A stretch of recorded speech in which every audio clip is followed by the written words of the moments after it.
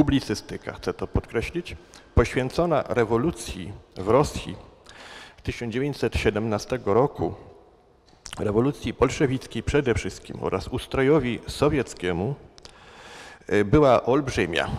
Zajmowano się tą tematyką z dużą częstotliwością. Powstały dosyć, należałoby powiedzieć, ambitne książki, chociaż nie mające czysto akademickiego charakteru.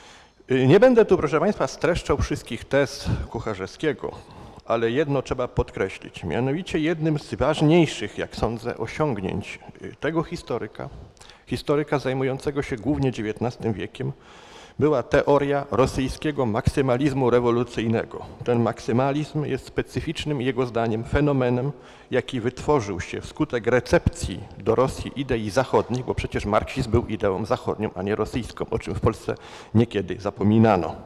W oczach Sukiennickiego przewrót bolszewicki był klasycznym zbrojnym zamachem stanu.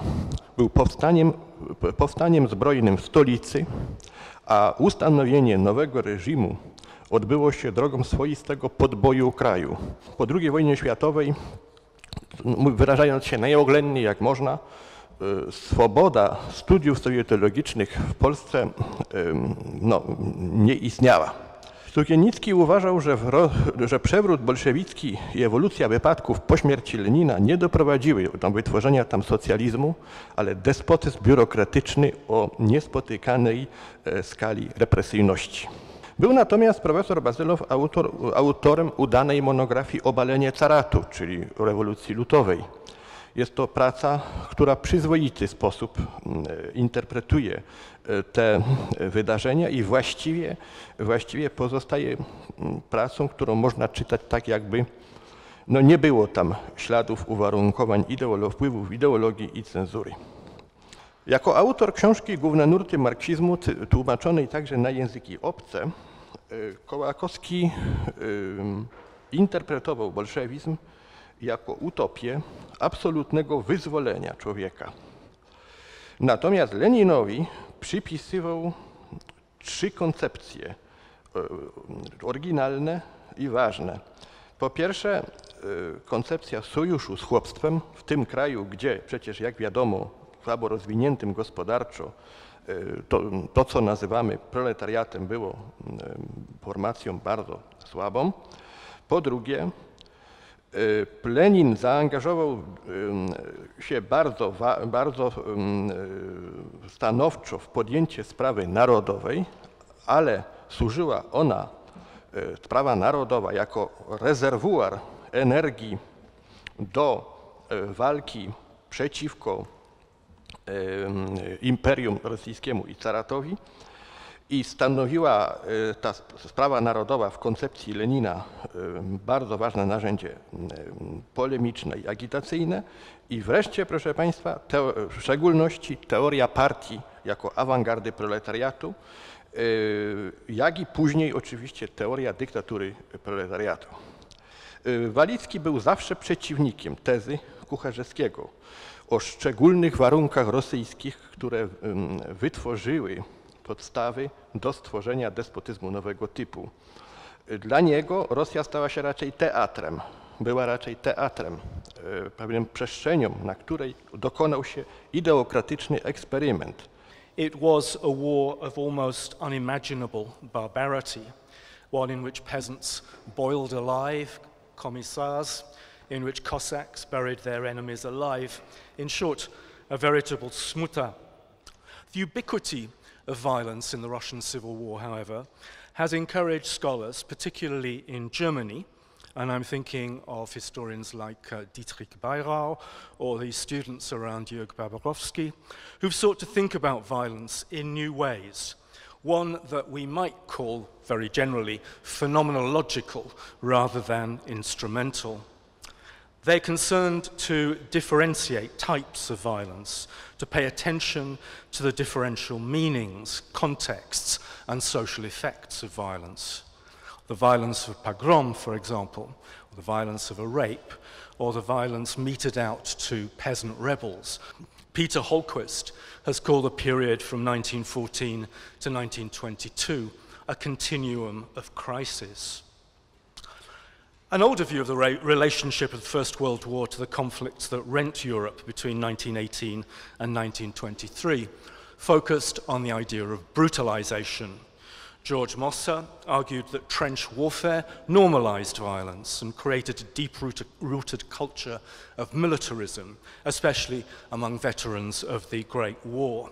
And this fueled the dynamic of revolutionary, counter-revolutionary, and nationalist violence that erupted across Central and Eastern Europe between 1918 and 1923. Some historians insist that radically new ways of thinking about politics emerge out of the Russian Revolution and that are translated into action with the Civil War. Most notoriously, perhaps, Stéphane Courtois, in the Black Book of Communism, emphasizes the Bolshevik commitment to what he calls a genocide of class that he sees as adumbrating the racial genocide of the Nazis. But I don't, by that qualification, wish to deny the centrality of ideology, particularly for the Bolsheviks in the Civil War. They looked to terror as a necessary instrument of revolution, looking back to the Jacobins of 1793. They believed that they believed that revolutionary violence was necessary to destroy the institutionalized violence of the inherited social order, and they condemned those states that criticized them for this justification of revolutionary violence for being arrant hypocrites in that they had sent millions of people to death in the First World War. The Whites were, first and foremost, Russian nationalists who aspired to establish Russia one and indivisible. And this meant, obviously, suppressing anarchy and restoring a strong state alongside the values of traditional Russia, particularly those of the Orthodox Church.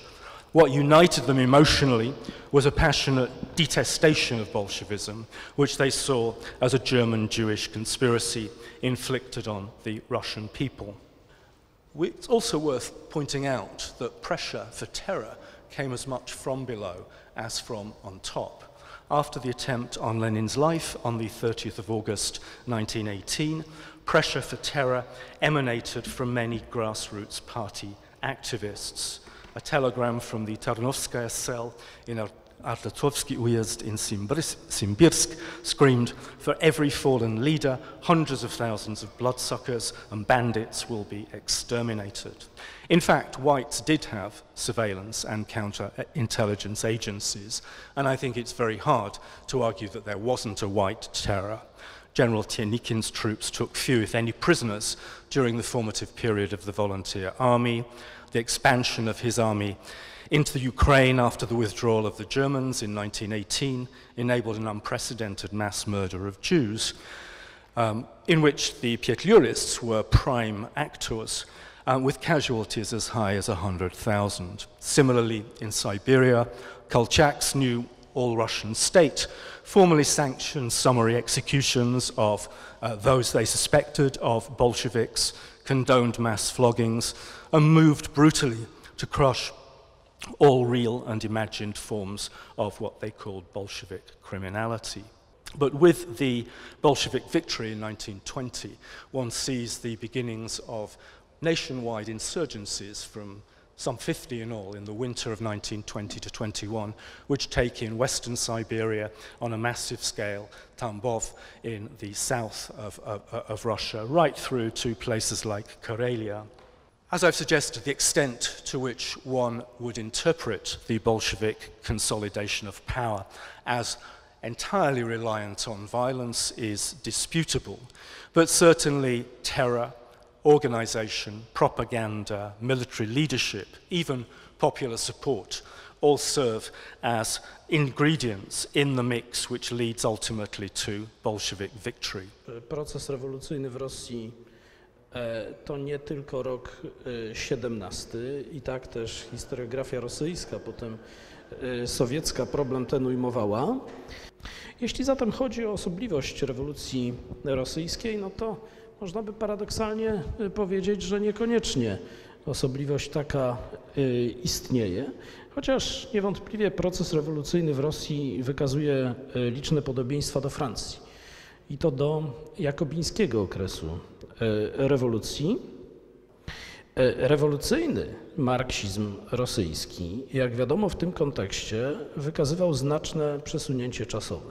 Nazywał siebie socjaldemokracją, ale nie była to już socjaldemokracja istniejąca wtedy na tak zwanym Zachodzie, gdzie Edward Bernstein zaproponował, jak wiadomo, rewizję koncepcji rewolucji Marksa. Ważne jest również to, że partia zawodowych rewolucjonistów to partia zbudowana na wzór wojskowy, przy funkcjonowaniu de jure pewnych demokratycznych instytucji. Demokratyczne one nigdy nie były.